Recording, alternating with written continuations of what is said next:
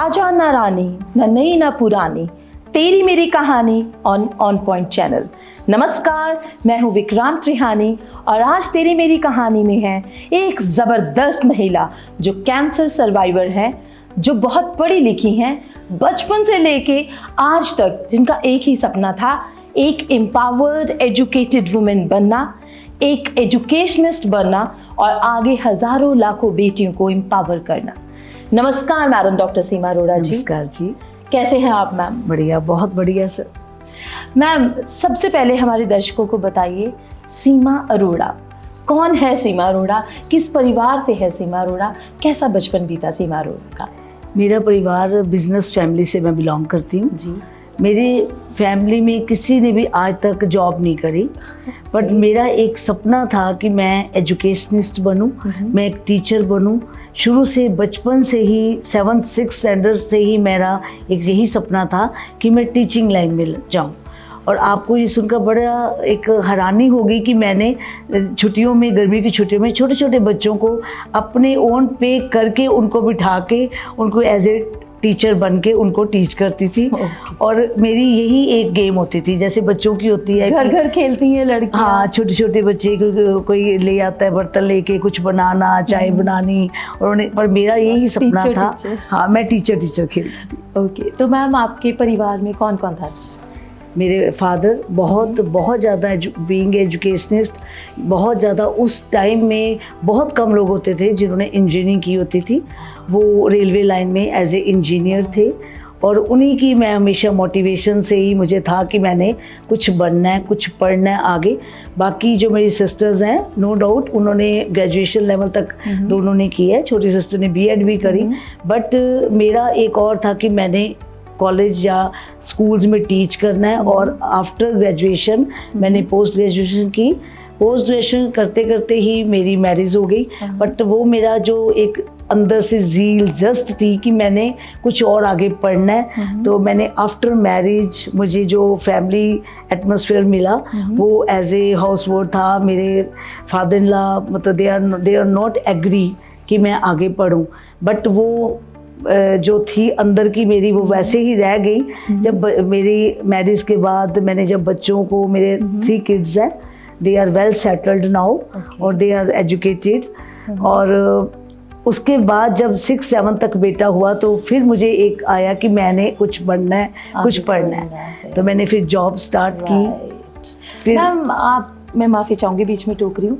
आपने अपनी शादी के बारे में बताया, सो हमारे दर्शक जानने में इंटरेस्टेड है, was it a love marriage और अरेंज मैरिज? नहीं, इट्स अरेंज मैरिज।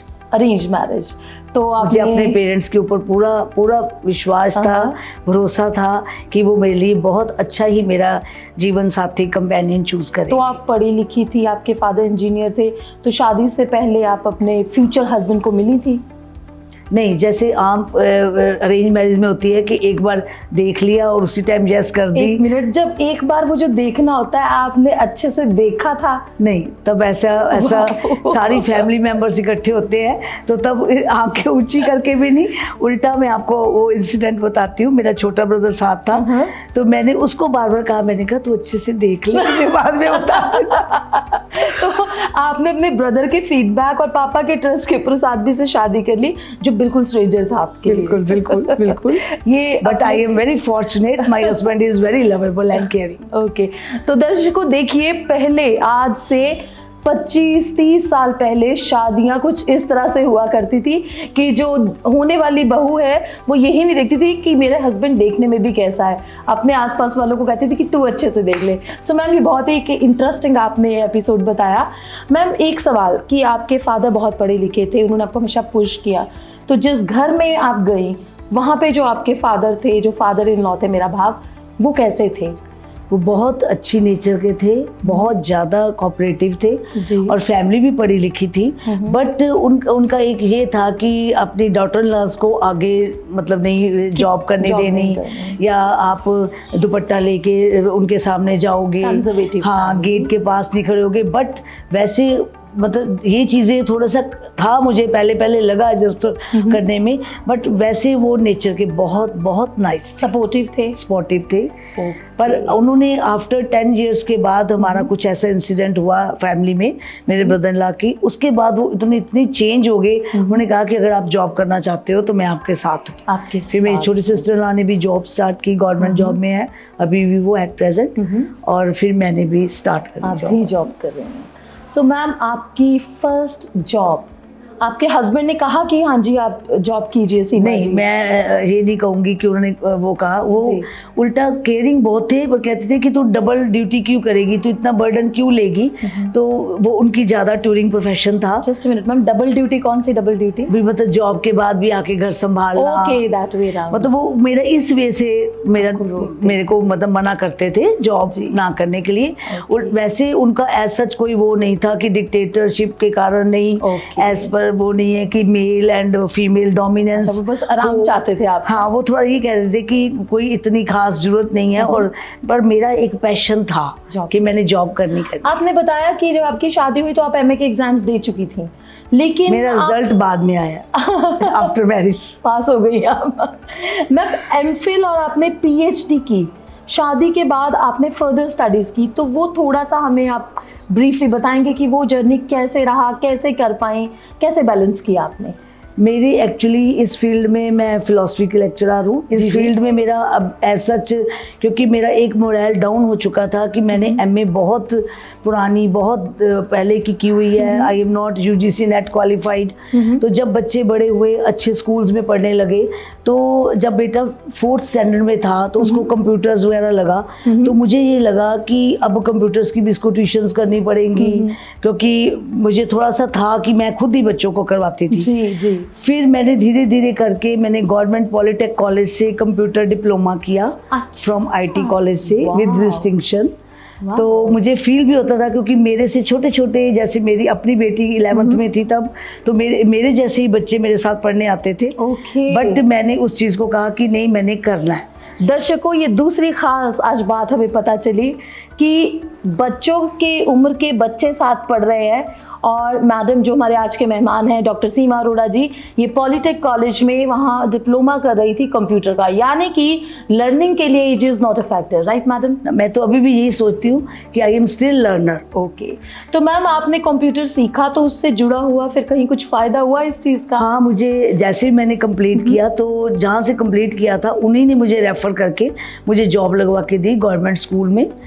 वहाँ मैंने जस्ट 15 to 20 डेज ही की होगी जॉब, वहीं से कंप्यूटर टीचर। Computer teacher. तो बेसिकली आप कंप्यूटर टीचर भी रह मैंने चुकी हैं। स्टार्टिंग में कंप्यूटर टीचर ही ज्वाइन किया। वाह।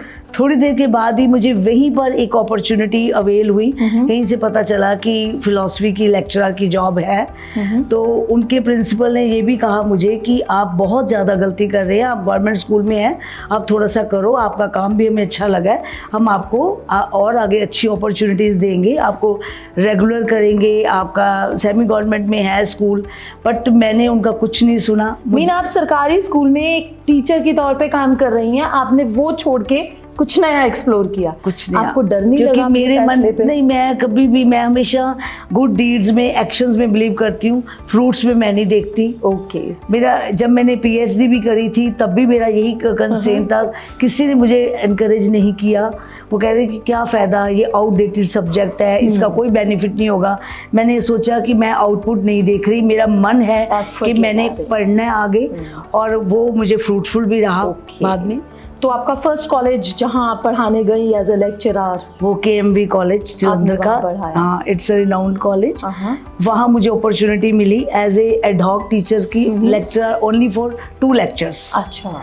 बट मैंने वो एक एक्सपीरियंस, हाँ, वो मैंने उसको एक्सेप्ट किया, क्योंकि मेरा इंटरेस्ट था कि मैंने एज ए लेक्चरर और फिलॉसफी टीच करनी है, क्योंकि मेरा इंटरेस्ट ज़्यादा एथिकली है। ओके, तो फिर प्रोफेशनली अगला स्टेप क्या था आपका?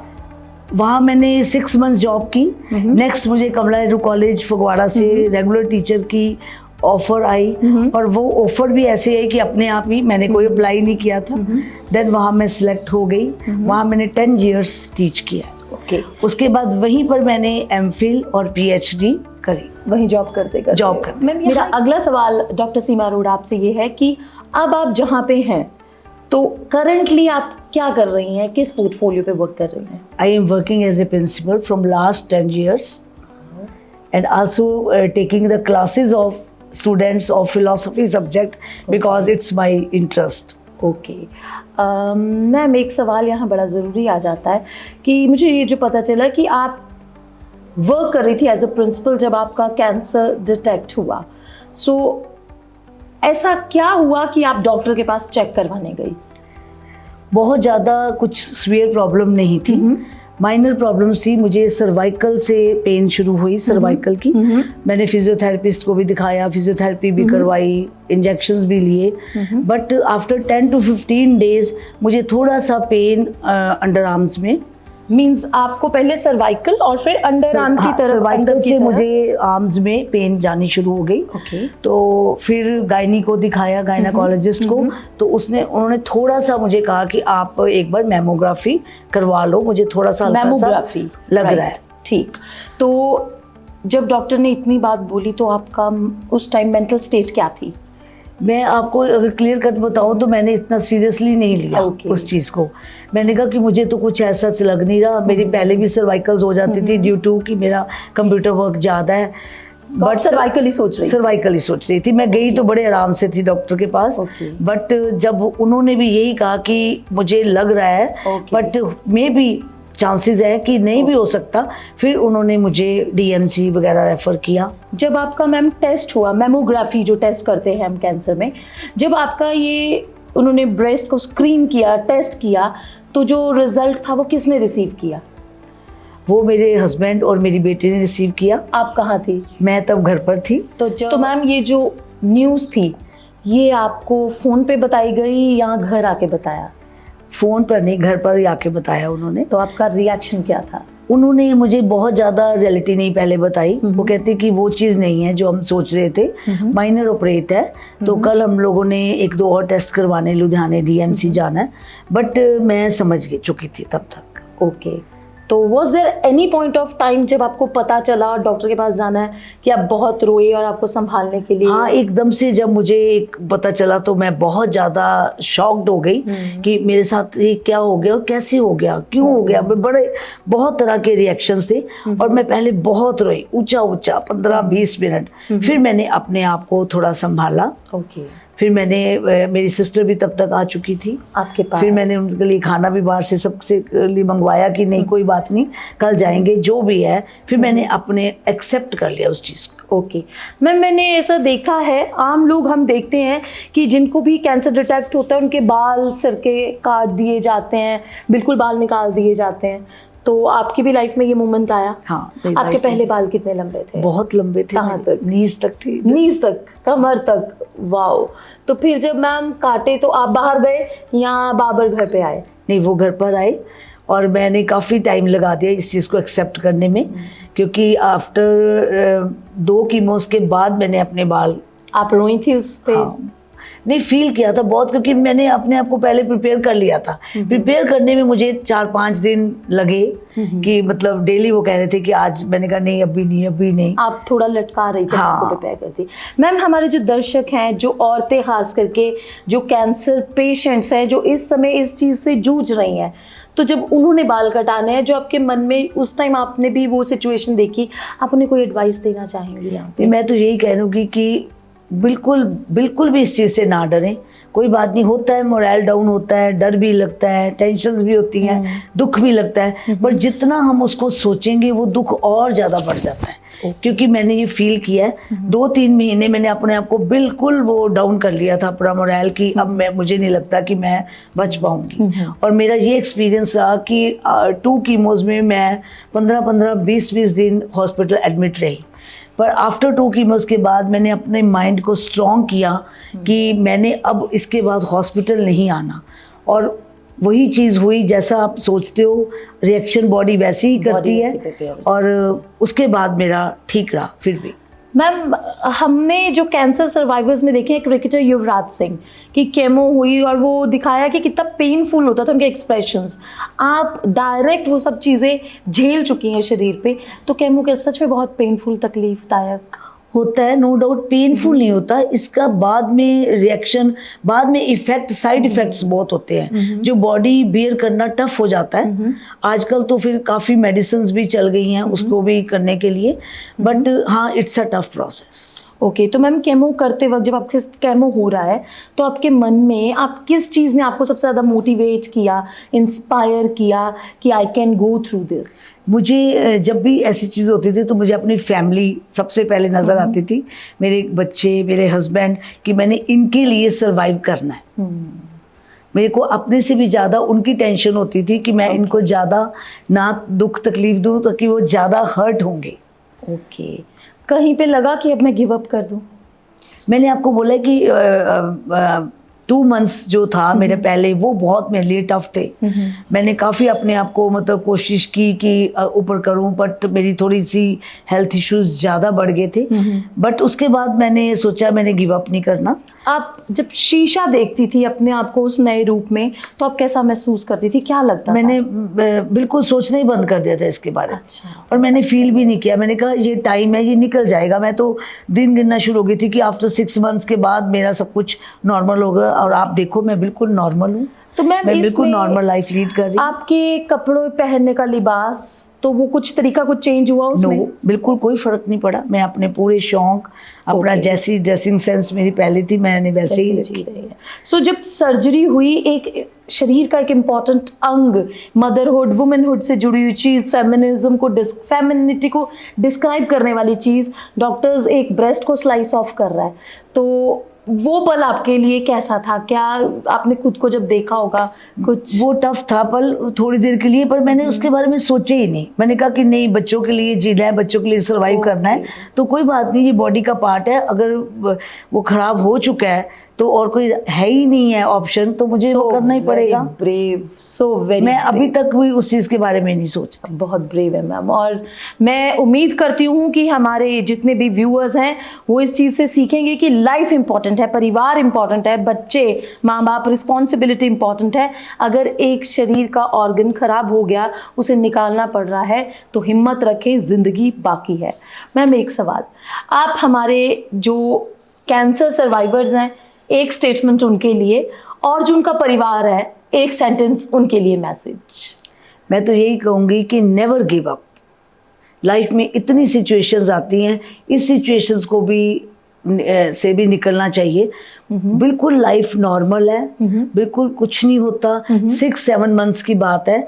बहुत ज़्यादा मेडिकल फैसिलिटीज़ वास्ट हो चुकी हैं अब, तो इसको भी एक, जैसे बाकी डिसीज़ को समझते हो, इसको भी एक डिसीज़ समझ के हमें उसमें से निकलना पड़ेगा। अपने हस्बैंड के लिए 2 वर्ड्स, उनको कैसे डिस्क्राइब करेंगे? He is very supportive, very caring, very lovable. Okay, I am very lucky. So nice.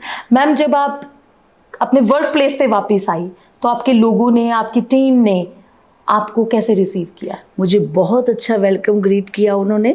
उन्हें केक कटिंग की, बुके दिया, और मुझे ऐसा लगा कि मैं अपने परिवार में दोबारा से आ गई हूँ। और 6-7 मंथ्स भी मैं पूरा उनको याद करती रहती थी। आफ्टर 3-4 मंथ्स के बाद मैंने उनके साथ पूरा डील किया। हाँ, वो भी मेरे साथ पूरा कांटेक्ट में थे। बहुत ज़्यादा मैनेजमेंट ने मुझे कोऑपरेट किया। मैनेजमेंट बहुत सपोर्टिव, उन्होंने मेरे ऊपर फिर से विश्वास किया कि आप कर सकते, कि मैं कर सकती हूँ। अगले 10 सालों में बड़ी बात है। Okay, that's so nice. अगले 10 सालों में अपने आप को कहाँ देखती हैं? मैं तो उसी इंस्टीट्यूशन में देखना चाहूँगी। That's so good. प्यारे दर्शकों, ये तेरी मेरी कहानी है। आज की एक मोटिवेशनल स्टोरी आपके सामने लेकर आए डॉक्टर सीमा अरोड़ा जी, जो प्रिंसिपल है, कैंसर सर्वाइवर हैं, ब्रेस्ट कैंसर को लड़कर, हराकर, जीतकर सामने आई और समाज में एक नया, एक बहुत ही प्रोग्रेसिव रोल प्ले कर रही हैं। आप भी हार मत मानिएगा, क्योंकि जब आप ठान लेते हैं तो आप जीत जाते हैं, जब आप मान लेते हैं तो आप हार जाते हैं। खुश रहिए, आबाद रहिए। धन्यवाद। नमस्कार। नमस्कार।